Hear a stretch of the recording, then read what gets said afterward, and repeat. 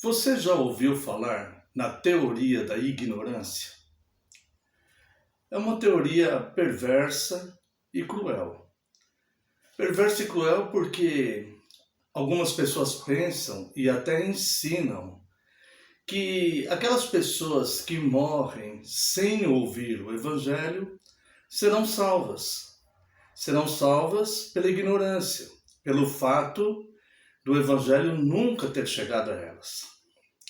Bem, isso é totalmente antibíblico e é muito perigoso crer e ouvir essa teoria, porque nos dá a sensação que seria melhor então não pregar o Evangelho.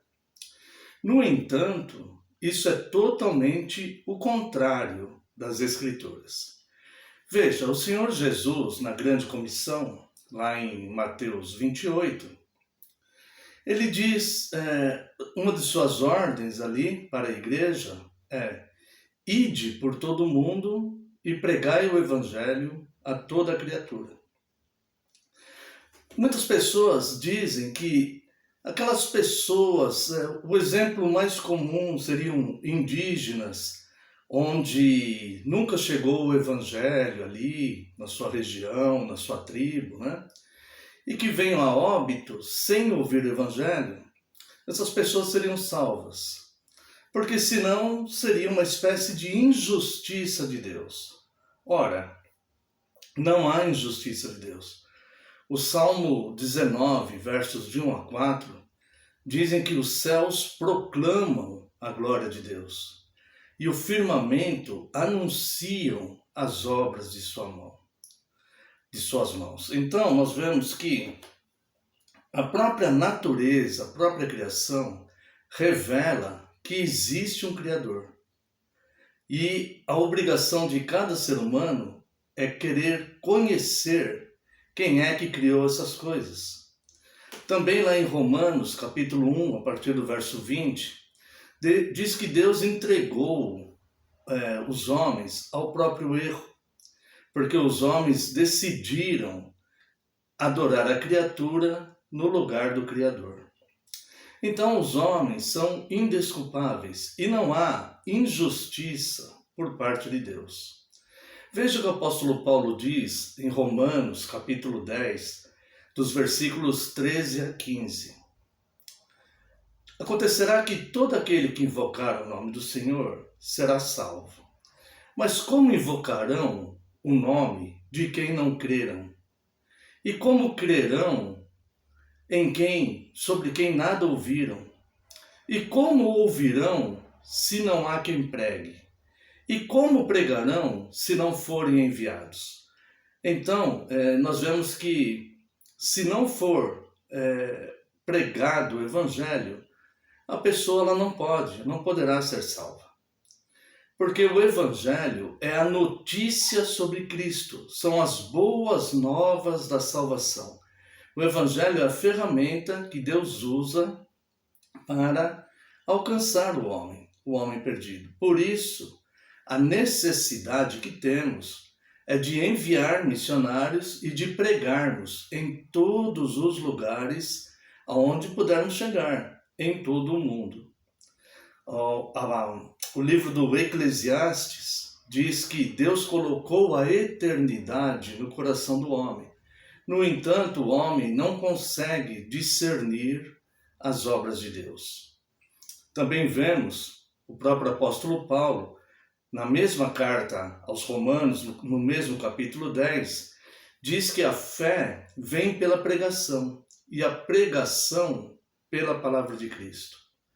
E aos Coríntios, na segunda carta aos Coríntios, o apóstolo Paulo diz: se o meu evangelho ainda está encoberto, é para os que se perdem que está encoberto.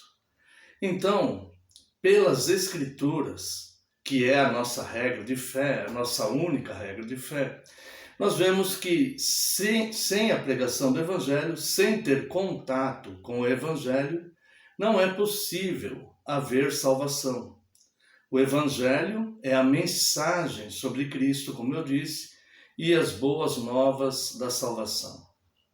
Portanto, Não se deixe levar pela falsa sensação que deixar a pessoa na ignorância seria melhor, pois todos ali seriam salvos. Isso não é verdade. Todos estão condenados e destituídos da glória de Deus. A palavra de Deus diz que Deus se faz achar de todo aquele que o busca, de todo aquele que o buscar de todo o coração. Diz isso em Deuteronômio e diz isso em Jeremias. No entanto, o apóstolo Paulo, na carta aos Romanos, no capítulo 3, diz que não há um justo sequer, não há ninguém que faça o bem, não há ninguém que busque a Deus. Então, o homem natural, por si só, ele não busca a Deus. É necessário que ele receba uma faísca, que o faça explodir por dentro, para que ele, reanimado, vivificado espiritualmente, como diz a carta aos Efésios, capítulo 2, ele possa então buscar a Deus. E aí sim, então, Deus se fará achar de todo aquele que o busca. Mas é necessária essa faísca. E o que produz essa faísca no homem é o Evangelho, é a mensagem sobre Cristo. Portanto, não se deixe levar pela falsa sensação que seria melhor não pregar, deixar as pessoas na ignorância, porque Deus supostamente teria misericórdia dessas pessoas e as salvaria. Isso não é verdade. Nós devemos pregar a tempo e fora de tempo, procurando salvar o máximo possível de pessoas, como Judas deixa na sua carta, no versículo 23. Procurai arrebatar alguns do fogo, os salvando. Portanto, rejeite a teoria da ignorância, porque ela é má, cruel e perversa. E pregue o Evangelho. Se você não pode fazer missões muito longe, não tem problema. Seu primeiro campo missionário é sua família.